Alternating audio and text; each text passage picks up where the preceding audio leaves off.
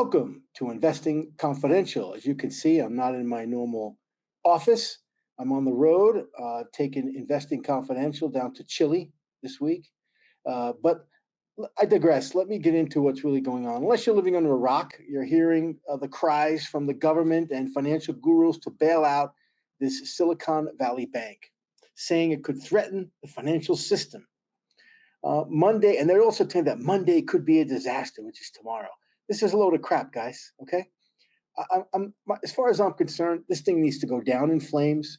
Okay, those who have exposure need to pay the piper. I'm sympathetic to all the startups that had money there that were scammed into having their all their cash liquidity at this bank. But as taxpayers, as U.S. taxpayers, we cannot continue to bail out this kind of operation. Okay, this was a poorly run operation, run by a bunch of idiots who were, I don't know what they were doing.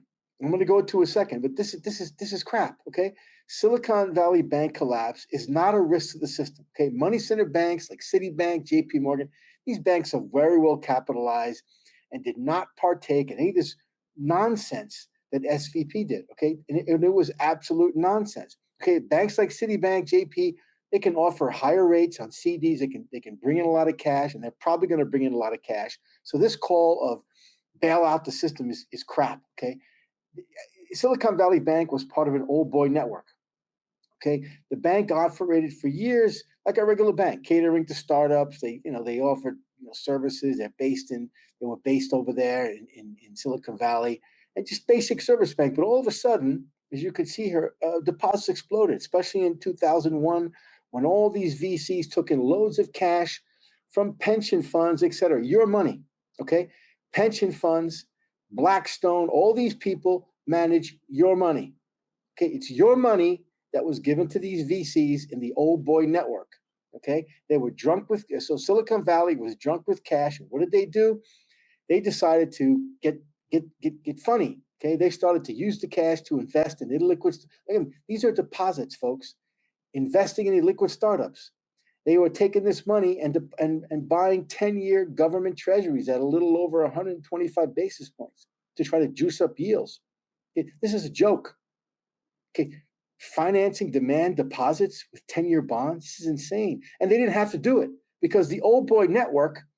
Okay, no one cared. These people were not deposit rate sensitive. They could have paid them 50 basis points, 10 basis. No one would have cared.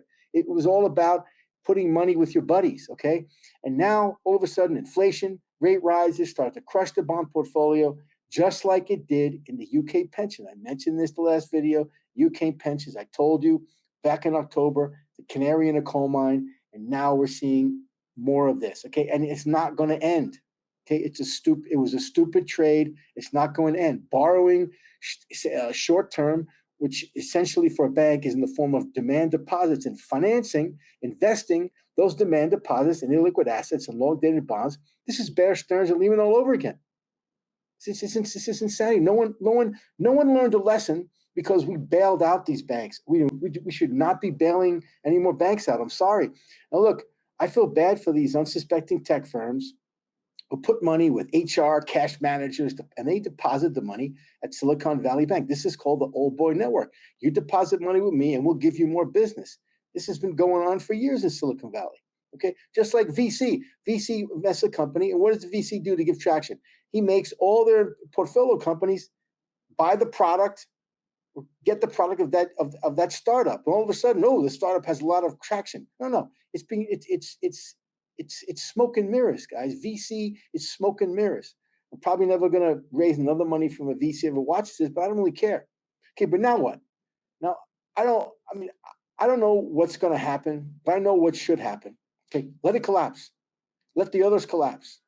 Money's got to flow to the healthy banks. No one's going to pull their money in a mattress, okay? It's going to go to the big banks. But we should not be bailing out these zombies like we did in 2008. And the reason we are here today with this inflation mess on the verge of the worst recession in 40 years is because in 2008, we bailed out the system. Now, that's a controversial statement, but I'm going to stand by it. If we had let the system burn, money would have not gone to match. It would have gone to the large banks. We would have a lot of banks would have closed. A lot of people, a lot of these companies that should have been around would have closed, and we'd be better off. We'd be growing at 3% today without inflation. Okay, that's the bottom line. So if you bank at Citibank, Bank of America, J.P. Morgan, don't worry, nothing's going to happen. Even most of these big regional banks, not that dumb as Silicon Valley Bank.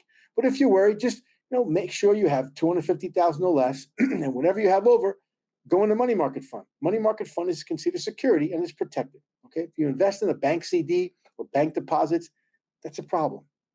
So if you're an investor, you're going to be affected by a lot of volatility, maybe tomorrow. But I'd hold on. This is not going to be the end of the system. I hope they let it collapse. They probably won't. They're going to bail out the bank again. They're going to bail out these tech guys, which have a lot of influence in Washington. So look, it is what it is. But if you're an investor, it's going to be a lot of volatility. So be careful out there.